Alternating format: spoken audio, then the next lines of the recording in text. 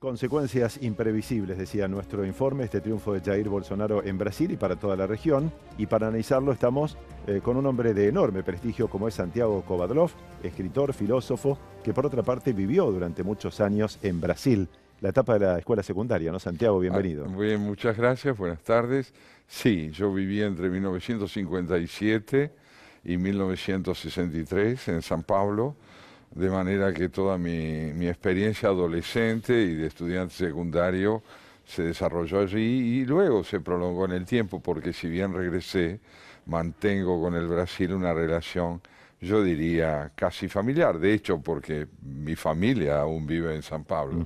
Claro, y además laboralmente está muy vinculado Muy también. vinculado, me dedico a la traducción de literatura de lengua portuguesa, a la difusión de la literatura brasileña y al análisis, por cierto, de esa realidad tan compleja e ineludible O como sea es que para los es el argentinos. hombre ideal para tenerlo sentado acá y analizar el día después del triunfo de Bolsonaro. ¿Qué nos dice? Con mucho gusto, compartamos esa perplejidad y ese desafío.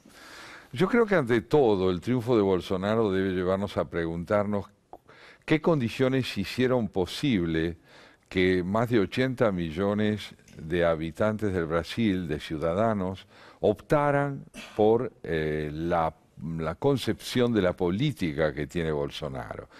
Yo creo que este triunfo denuncia ante todo el fracaso en la mayoría del electorado de las propuestas de la democracia tradicional liberal y de la democracia populista, porque indudablemente el populismo ha sido también el destinatario de la crítica electoral representada por el triunfo de Bolsonaro. O sea, fue más un voto castigo que un voto a favor de Bolsonaro. Creo que sí, que fue un abandono de la política tradicionalmente entendida por parte de la mayoría del electorado.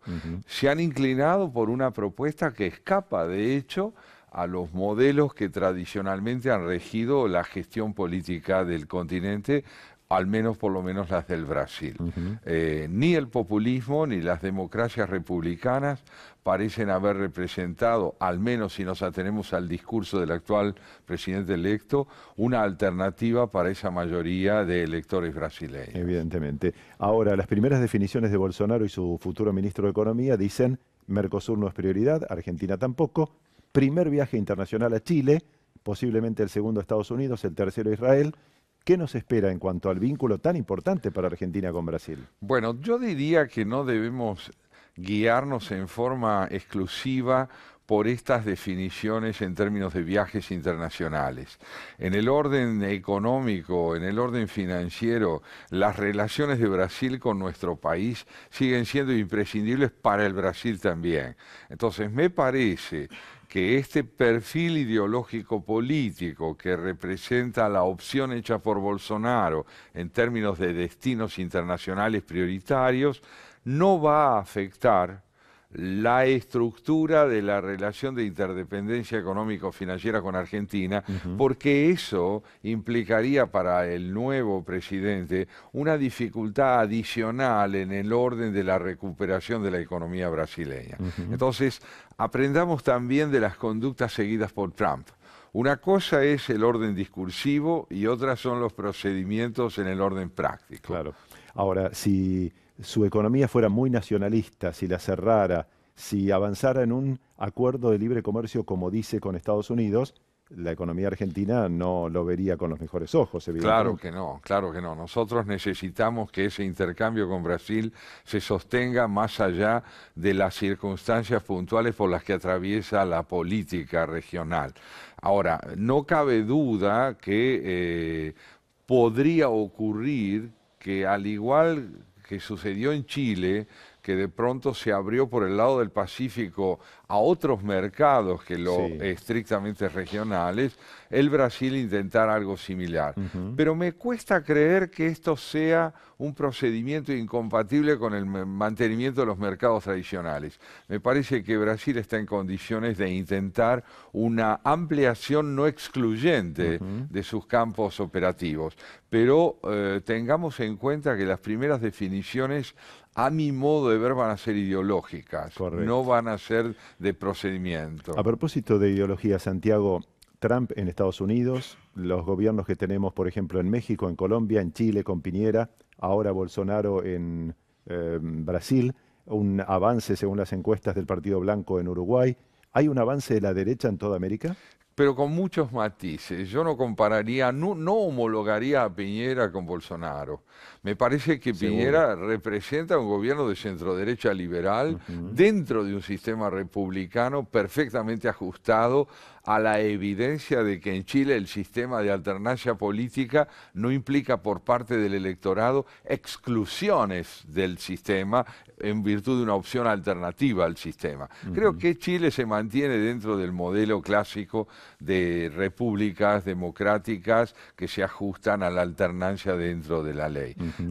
Me parece que Bolsonaro ganó dentro de la ley, creo que es un presidente indiscutiblemente electo por el voto popular, que tiene todo el derecho de ejercer su poder durante el mandato que le corresponde, pero representa una disconformidad con esa política tradicional que podemos reconocer en otros países de América Latina como vigente. Claro. A propósito de derechas, pero más extremas, ha habido un atentado en las últimas horas en Estados Unidos contra una sinagoga, en este caso no del terrorismo internacional, sino de sectores neonazis. ¿Hay un recrudecimiento, le parece a usted, de neonazis en distintos lugares del mundo? Yo creo que hay un sostenimiento del neonazismo a lo largo del tiempo que, si lo analizamos desde el punto de vista de sus actuaciones, siempre evidencia la misma crueldad, el mismo sentido siniestro de la oportunidad para proceder, y pone de manifiesto que el nazismo es una configuración ideológico-política que responde también a necesidades patológicas de exclusión del prójimo, en este caso del judío. El antisemitismo tiene vigencia, la seguirá teniendo, y creo yo que nunca será erradicado. Puede ser combatido con más eficacia, pero no necesariamente erradicado, porque responde a la posibilidad de aglomerar dentro de su concepción de la existencia y del prójimo una idea fuertemente aniquiladora del papel que las diferencias deben jugar en la convivencia. Correcto. Santiago, ya que lo tenemos, una más, es un lujo Con tenerlo todo acá. gusto. ¿Cómo ve el país en un año tan difícil como el que estamos transitando?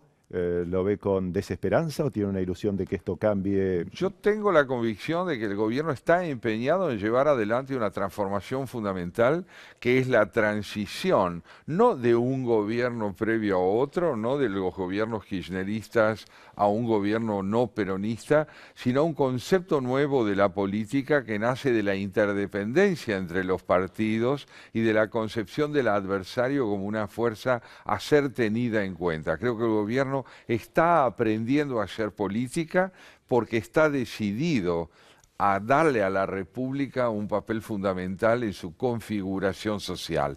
Es duro, es muy difícil, el gobierno ha cometido desaciertos, pero su decisión y sus aciertos también son muy importantes. Me parece a mí que gestiones como las que está llevando adelante la ministra, la gobernadora de la provincia de Buenos Aires, Carolina Stanley, la tarea que está llevando adelante el ministro del Interior, ponen de manifiesto una concepción por parte del presidente de la República que, afectada por desaciertos y sin duda dificultades objetivas, no renuncia al proyecto de que en unos años la Argentina tenga otra configuración cívica y donde la ley está llamada a subordinar al poder. Santiago, muchísimas gracias. Gracias a usted. Santiago Kovadlov, escritor, filósofo, un lujo para nosotros en el noticiero central de la televisión pública.